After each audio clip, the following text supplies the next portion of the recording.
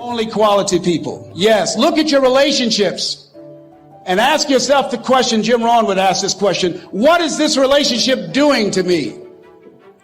When you go for a walk with someone, something happens without being spoken. He said, either you adjust to their pace or they adjust to your pace. Whose pace have you adjusted to?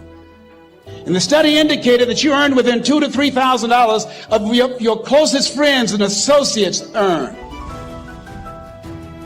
What influence do they have on you? Dr. Dennis Kimbrough said, if you're the smartest one in your group, you need to get a new group.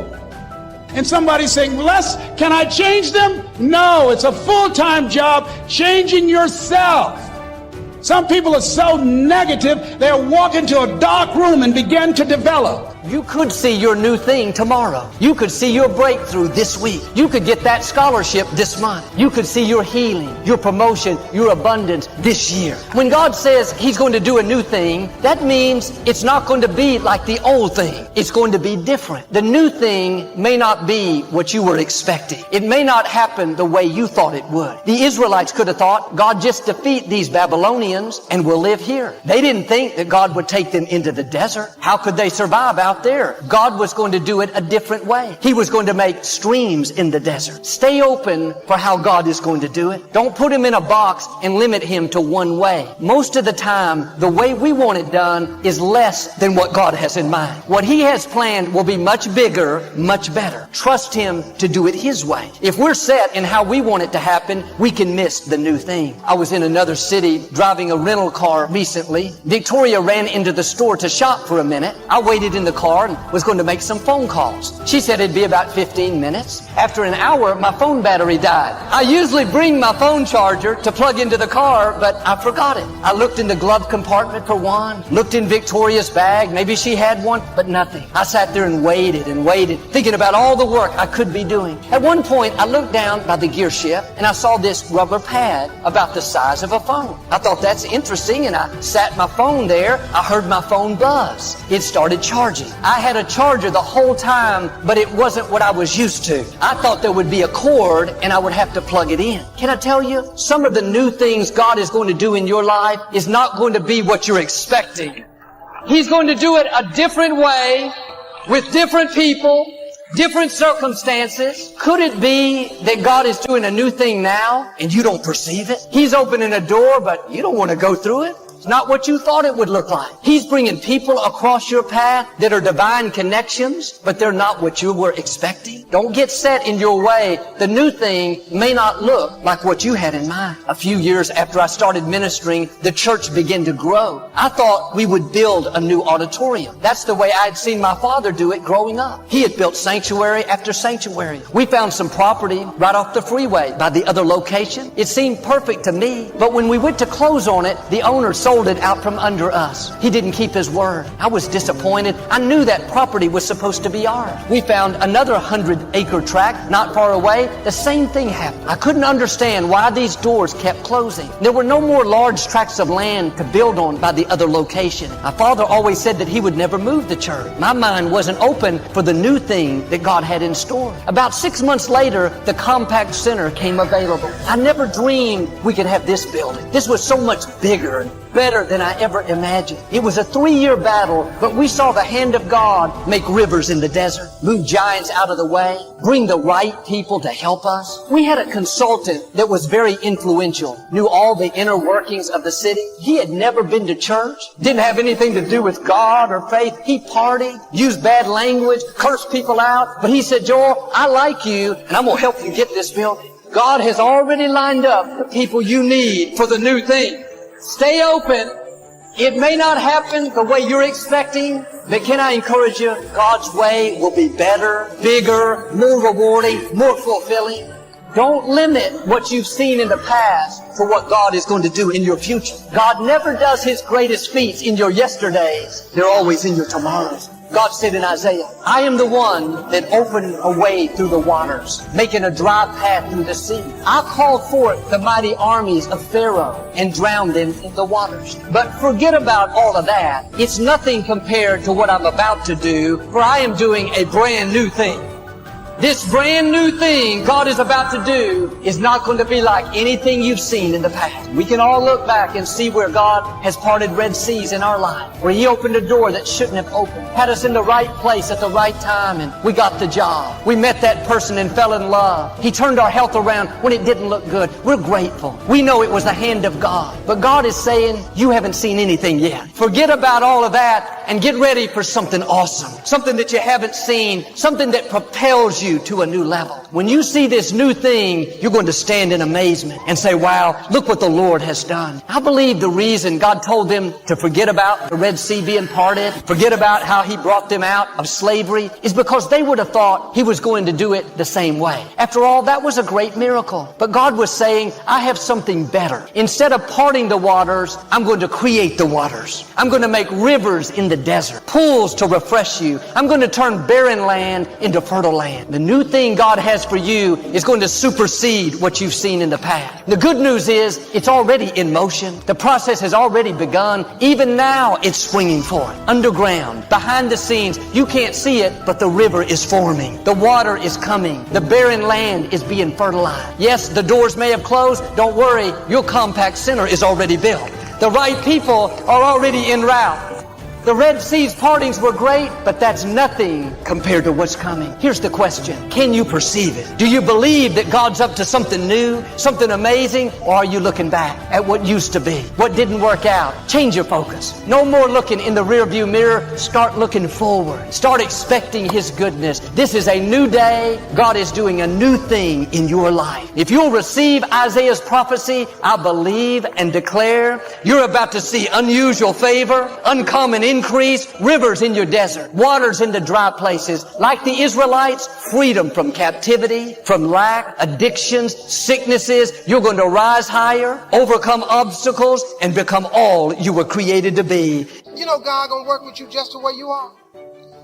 I tell jokes for a living. How much money I done made telling jokes? Somebody interviewed me one time. Saw a picture with me and Bill Cosby. This lady said, "You're still friends? How could you be friends with Bill Cosby?" I said, "Because we was friends." "How could you be friends with a man like that?" "I ain't know none of this." "What is you talking to me for? I got the news when you got the news. He ain't never said nothing to me about this." "Well, are you still friends with him?" I said, "Yeah." "You ain't got no friends ever done something real messed up?" "My brother did something real messed up one time. He's still my brother. Still went out there to see him. I got a partner in jail doing 3 life sentences. He called me the other day. I'm waiting on him. You have a collect call from state penitentiary. I didn't hear that. "Steve, what's up?" "Man, it's me, dog." I said, "Man, what's happening? You out?" "No." I said, "What you calling me on?" "I got a..."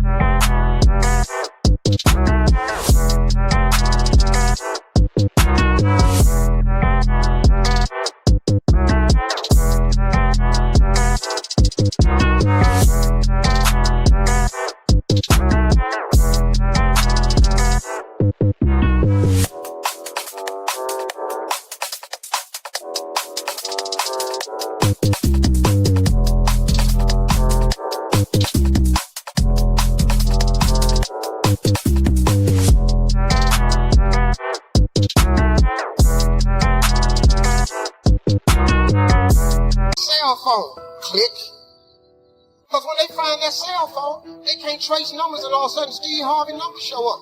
I can't talk to this fool in here doing 3 life sentences with no damn cell phone. I'm famous. I can't be talking to you.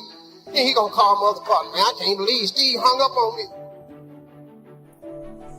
I don't accept that I am what I am and that is what I'm doomed to be. No, I don't accept that. I'm fighting. I'm always fighting. I'm struggling and I'm scrapping and I'm kicking and clawing at those weaknesses to change them, to stop them. Some days I win. Some days I don't. But each and every day, I get back up and I move forward. with my fists clenched toward the battle, toward the struggle. And I fight with everything I've got to overcome those weaknesses and those shortfalls and those flaws. On the other side of your struggle is something good. On your other side of your struggle is something better. On the other side of your struggle is some sort of success. Why would you waste 1 second doing something that wasn't progressing your dream? What you want exists. Don't settle until you get it.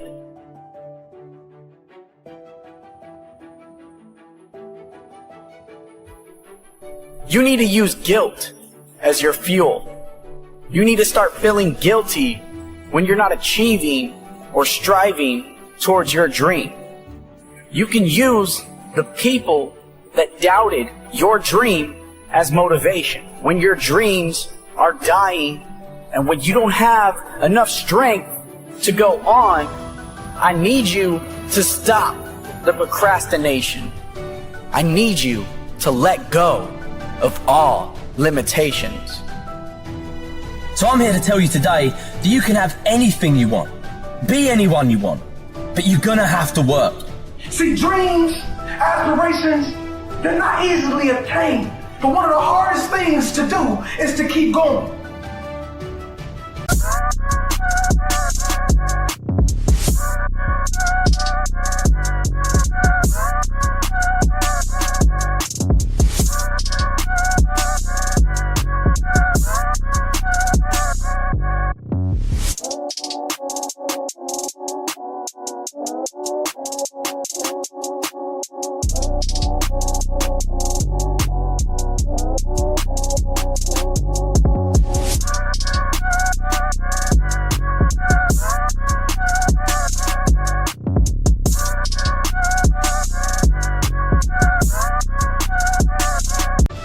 Everybody, at one point in time in your life, to be successful, you have to jump.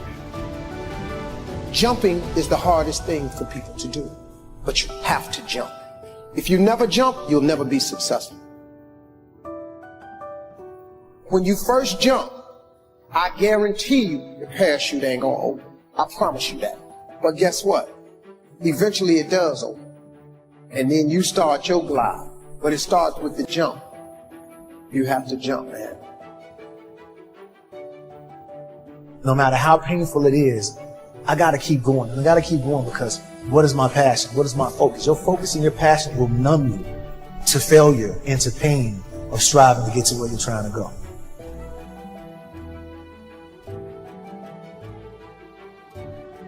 Sometimes horrible things happen to good people.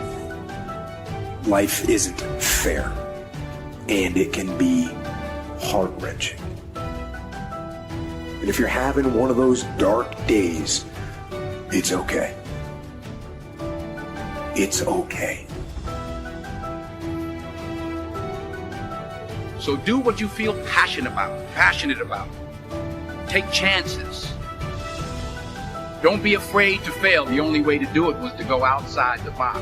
All you got to do is start changing the way you think. It's as simple as, it's not a magic trick. You can protect yourself from negativity. And that's what stops most people, negative thoughts. And I'm just...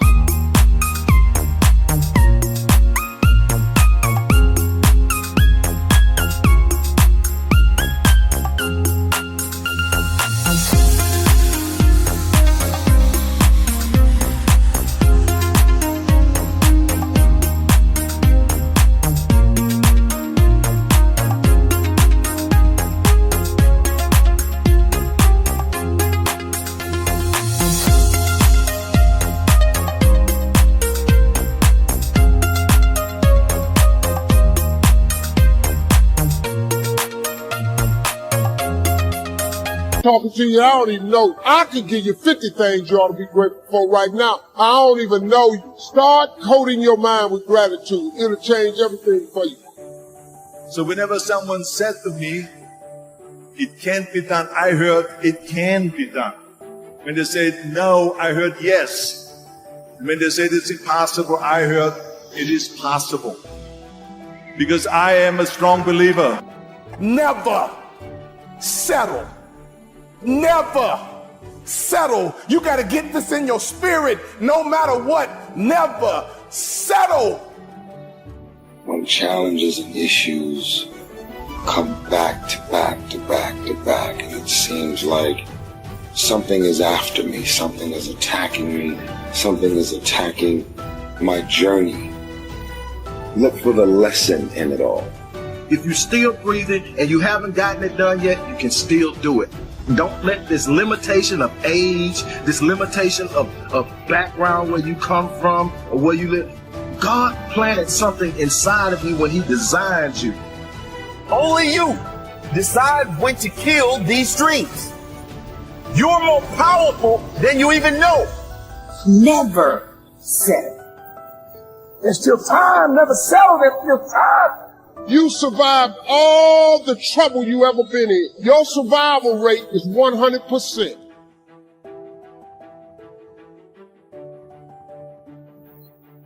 You can make your dream into a reality, but it will only take one person to believe that it's possible. It will only take one person to put in the work. That person is you. And it was because I had a goal. I'm sure people have told you to make sure you have something to fall back on, but I never understood that concept, having something to fall back on. If I'm going to fall, I don't want to fall back on anything. I want to fall forward. I figure at least this way I'll see what I'm going to hit.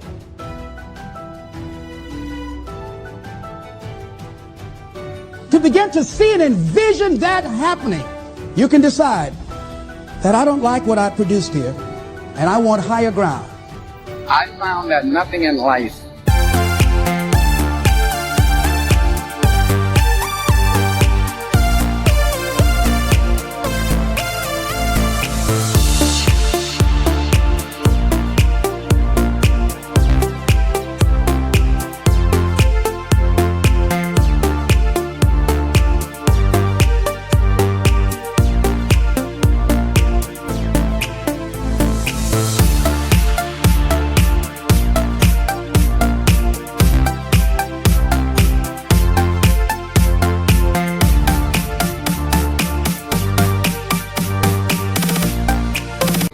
is worthwhile unless you take risks.